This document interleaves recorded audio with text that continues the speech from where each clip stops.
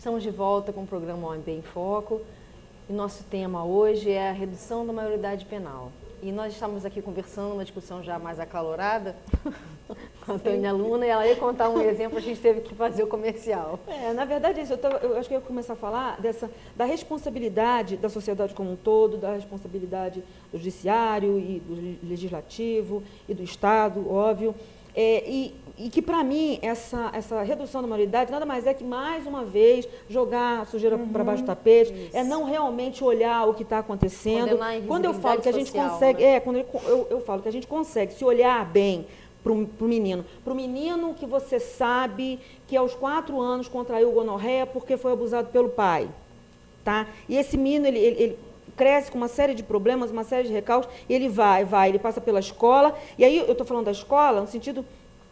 Não é que o professor esse menino do bullying, por exemplo, não é que o professor não olhava para ele porque não queria. O professor não olha porque não dá tempo. Uhum. Eu dei um exemplo. Quando eu era porque menina... Porque você tem um problema do próprio sistema. Exatamente. Né? O professor não tem tempo de olhar para o menino e perceber algum comportamento mais flagrante com relação a uma aptidão, a um desequilíbrio, enfim, que pode levá-lo ao cometimento de um ato infracional, um crime que seja. Uhum. O professor não consegue fazer isso hoje porque o cara ganha mal pra caramba, tem que trabalhar em 15 lugares, ele não consegue, porque ele está ali dando aquela aula, ele está pensando que ele tem que preparar a prova da outra escola, que ele vai trabalhar à tarde, que ele vai trabalhar à noite. A família é a mesma coisa. Né? O pai que trabalha o dia inteiro, a mãe que trabalha o dia inteiro, mas isso não justifica, porque eu trabalho o dia inteiro e consigo olhar para os meus filhos.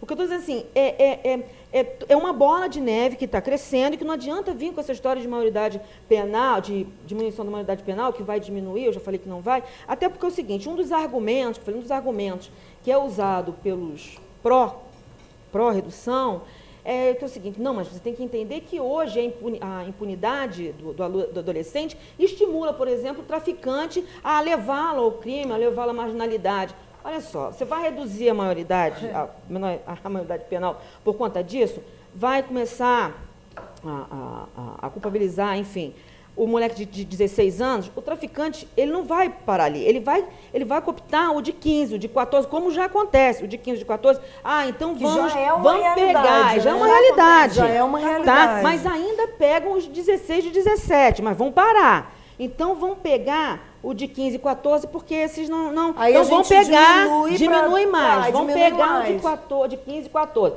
Então, do lado de lá, pega o de 13 e 12, pega o de 8, pega o de 7, pega o de 4 anos, porque um molequinho de 4 anos sabe andar daqui até a beirada do morro e levar a parada para o camarada, entendeu? Então, isso não justifica achar que a redução da maioridade vai diminuir, vai resolver, não vai. Você tem que fazer, fazer com que esse moleque possa sonhar, entender que ele possa ter coisas que ele não precisa ir para o tráfico, que ele tenha uma escola, é um professor que faça ele sonhar como... Último exemplo que eu vou deixar a doutora falar. Mas assim, eu dei um exemplo dessa história de bullying, a tia Marli. O que hoje não acontece nas escolas, eu sei disso. Não dá tempo de um professor identificar nada. A criança chega lá com diarreia, está com anos, enfim, não consegue segurar nada, foi abusada a noite toda. A família, não, né? Isso, mas eu estou dizendo na escola, porque eu acho que é um... Não adianta botar uma criança, escola, não. E eu estou dizendo assim, que o professor, porque eu valorizo muito a escola, porque a escola me ajudou muito, né? E eu lembro da tia Marli, por exemplo, a primeira vez que eu dei um estabefe no moleque, porque eu era vítima de bullying o tempo todo, porque era magra pra caramba, tinha um pai alcoólatra, aí ninguém zoava pra caramba, e era mais pobre da rua, era que não tinha televisão. Tomei banho de chuveiro a primeira vez aos 11 anos, uma colega descobriu, espalhou pra todo mundo que eu tomava banho de bacinho, caçapela também, enfim. E aí, nisso, a professora tia Marli me pegou pelo braço, viu que eu tinha alguma coisa de errado comigo, me levou em casa. Olha, mãe, está acontecendo alguma coisa. Alguma coisa, porque eu tinha na escola, na verdade, porque eu sofria bullying na escola, eu tinha, na verdade, na escola um comportamento que eu não tinha em casa. Em casa era até normal, entre aspas. Mas na escola... Então, assim, hoje isso não acontece. Hoje é impossível você poder contar com esse aparato, com esse grupo de pessoas rápido, que é tão importante. Né? Então, assim, se você olhar para o menino, se você olhar para o menino, se a família olhar para o menino, se a escola olhar para o menino e perceber alguma coisa, dá muito tempo de se fazer. Então, assim, você tem que pensar mesmo em prevenir isso. Não é culpar o moleque. Tem uma frase que eu não lembro de quem é. Eu tiro a tua roupa e depois eu te prendo porque você está pelada. É isso aí. Entendeu? Deixa eu só de pontuar aqui, eu até queria te fazer a pergunta. Na verdade, o que eu acho que não estou assim, criticando a pessoa, as pessoas que têm essa ideia de que a redução vai resolver. Para mim não vai. Tem uma razão para isso, né? Mas eu acho que é importante que a sociedade faça uma análise mais profunda, porque o que eu vejo muito é uma preguiça das pessoas de pensarem sobre o assunto. Porque você vê outros jargões, né? Pessoas dizendo bandido bom, bandido morto, não adianta, não tem jeito, tem que matar todo mundo, não tem que ter... Né, o estuprador tem que ter o mesmo destino. Enfim, a gente está gastando dinheiro. Eu tenho até um amigo que eu falei que eu ia mandar um beijo para ele dizer que ele está muito errado nessa questão, mas estou brincando, cada um tem sua maneira de pensar. Mas eu acho que muitas vezes, quando as pessoas defendem esse tipo de situação, esse tipo de ação de volta do Estado dessa forma, não, se matou, vamos matar, eu sou a favor da pena de morte, entendeu?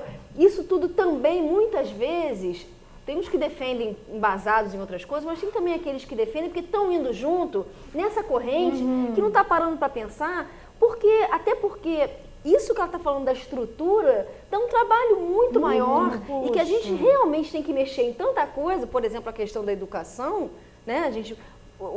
Um exemplo clássico que é a questão de passar de ano direto, não podia, compulsoriamente, né? Eu acho que esse modelo que pegou da França, se não me engano. Progressão compulsória, uma coisa. É que você, né, a criança tinha que passar de qualquer maneira, eu ouvi isso nas escolas públicas e as pessoas criticavam também, porque você tem que resolver o problema da educação, não simplesmente fazer isso, porque a criança não tem base quando está passando. Então são tipos de problemas, assim, problema do crack, tal, das cracolândias, enfim, uma série de problemas sociais que a gente tem, que é mais fácil você dizer, reduz a maioridade, resolvemos o problema, joga o lixo embaixo do tapete e eu não estou vendo, não quero ver tudo que tem por trás, que temas que a gente já levantou muito aqui, de alienação parental, de problemas de separação e divórcio, de abuso infantil, pedofilia, uma série de questões que a gente está simplesmente deixando, né, que realmente, na minha opinião, quem tem que ter menos opinião aqui sou eu, hoje. Mas, na minha opinião, não resolve por conta do que ela está falando. Você vai ficar reduzindo. Então, assim... Você vai reduzir sempre. Você vai reduzir sempre. Então, você assim, vai reduzir. Entendeu, Evelyn? Eu não sei, no seu consultório, você vê as pessoas passando. Eu acho que tem, assim, muito dessa carga social de termos que resolver a coisa de uma forma imediatista. Olha, tem alguns aspectos aí pra gente pensar. Eu tava te ouvindo falando aqui. Pode falar. Não, mas é bacana, eu acho que a ideia é essa, porque a gente também não está aqui dono da verdade. Aliás, a gente sempre fala isso, né, Tânia? A gente está aqui, a gente está tentando pensar, a gente a gente não tem a solução de nada, a gente não é dono de nada, a gente está simplesmente tentando refletir sobre as coisas. E te ouvindo falar, me veio uma questão, quando você me pergunta, mas, né, às vezes as pessoas têm uma certa preguiça de pensar sobre e querem resolver o problema o mais rápido possível. Eu acho que a gente não pode perder de vista que o ser humano tem o seu lado bicho. E como bom bicho que somos, a gente quer preservar a nossa espécie, né? A gente, ao mesmo tempo que a gente tem um lado autodestrutivo também, a gente tem um lado que quer se proteger o tempo todo. Bom, aquilo que me ameaça, o que o animal lá na selva ele faz com aquele outro que lhe ameaça de alguma maneira? Ele quer se livrar. Ele vai... Tenta eliminar. Ele tenta eliminar. Só que, assim, nós, seres humanos, somos atravessados pela civilização, pelo social, é uma outra realidade. Mas eu acho que, em muitos momentos, essa coisa instintiva, ela grita. De alguma maneira, ela grita.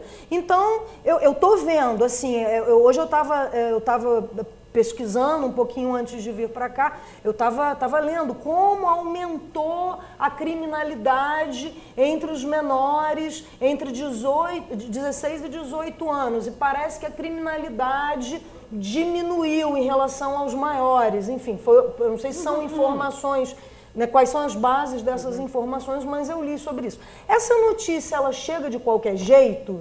Ela chega sem uma avaliação, sem uma discussão, opa, então eu escuto isso, eu quero me preservar, eu quero me defender. Então até tem uma legitimidade nesse discurso, as pessoas quando defendem isso, porque elas estão acuadas, elas estão ouvindo a informação do jeito que a informação está chegando, elas estão exaustas, elas estão cansadas, estão ameaçadas, sem esperança, estão ameaçadas. Né? O país não tem jeito. Né? E querem defender o seu. Mas assim, aí eu acho que cabe a gente também fazer uma provocação. O ser humano, assim, ele tem uma inclinação meio mafiosa. Eu acho que nós, humanos, a gente tem uma vocação para a máfia que é uma coisa impressionante. O que eu quero dizer com isso? Bandido bom é o bandido morto, é o do vizinho. Né? Exatamente. Menor, que tem que ser punido, é o do vizinho. Sim. Tem um filme, não sei se vocês assistiram, um filme chamado Cama de Gato, que é um filme bem interessante, que conta a história de uns meninos de classe média alta, que estupram e matam uma menina, enfim. É um humor trágico, né, o filme. Enfim, e o filme se desenrola em relação a isso. E o diretor do filme, ele faz uma provocação em relação a essa questão, né? Aí a provocação dele é a seguinte: dentro do roteiro do filme há um diálogo com a plateia, né? Há um diálogo com esse público. Então ele faz a seguinte pergunta: o que você faria se a sua filha fosse estuprada? O que você faria com o sujeito que estuprou a sua filha? Aí você escuta, né? É um ato, eu faço, eu aconteço. E o que você faria se seu filho estuprasse? Aí você vai ouvir pessoas dizendo: não, meu filho teria que ser punido. Na hora H, não é assim que funciona. Assim. E a gente vê isso o tempo todo na escola, a gente vê no vizinho, a família tentando preservar os seus, né? O que eu também não estou fazendo uma crítica acirrada em relação a isso. Eu só acho que a gente tem que pensar de uma perspectiva micro para macro. Exatamente. Né? E entender que pode estar nas duas situações. Exatamente. Você pode estar nas duas situações.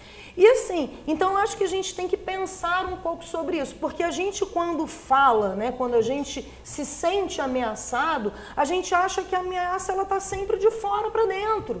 Só que existe, assim, no nosso contexto, no nosso convívio, as coisas podem acontecer.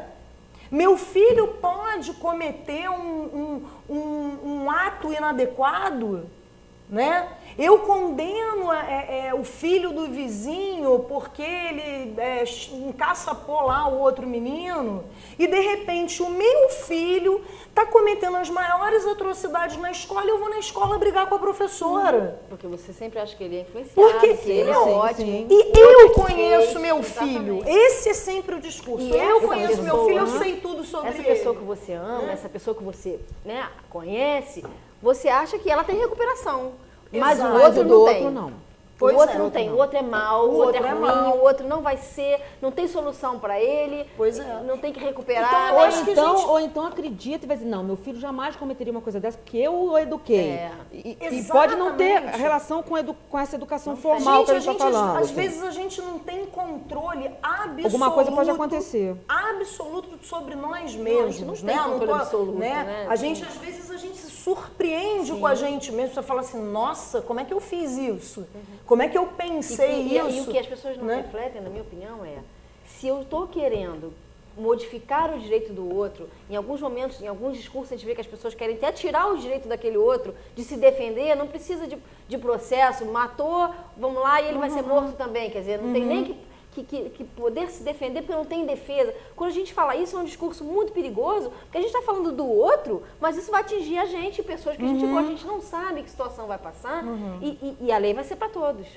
Né? Então, assim, acho que as pessoas nem pensam muito no que elas estão falando, propagando, porque não especificamente na questão da redução da maioridade também, né? Mas são questões que a gente se depara o tempo todo e que a gente acha que pode julgar o outro assim de imediato e que, como você falou, a gente tem que se colocar nas duas situações. Exatamente. Lógico que a gente só vai saber no momento que passar, mas a gente tem que pensar que a lei é feita para todos e a gente tem que pensar quais são os riscos daquela decisão. Eu insisto numa questão aqui, Marisa, mesmo assim, né?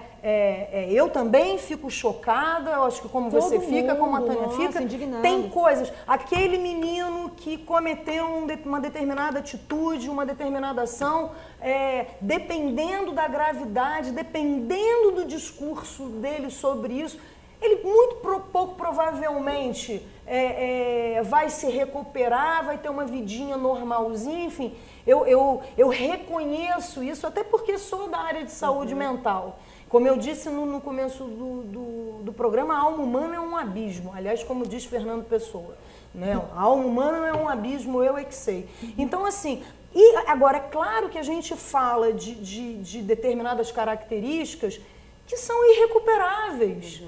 São mesmo. Né? Aquele sujeito ali, ele vai ter que ter um olhar muito especial, né? O convívio dele em sociedade é de risco, é danoso mesmo. Eu já ouvi depoimento de psicopatas dizendo: não me solte, porque se me soltar, farei tudo de novo. Né? O próprio cara diz com toda a frieza que lhe cabe. Né? Então, você já tem figuras de 14, 15 anos que você já configura ali um psicopata, um sociopata? Sim. Sim. E psicopatia, as mazelas da alma, elas são irreversíveis. Sim. Elas são irreversíveis. Agora, não tem que olhar essa pessoa? Tem. Não tem que olhar, tem que perceber a existência dela e começar a fazer alguma coisa por ela antes que ela faça alguma coisa? Exatamente. Agora, aquela história, tempo. O tempo, a gente se empolga, é uma coisa.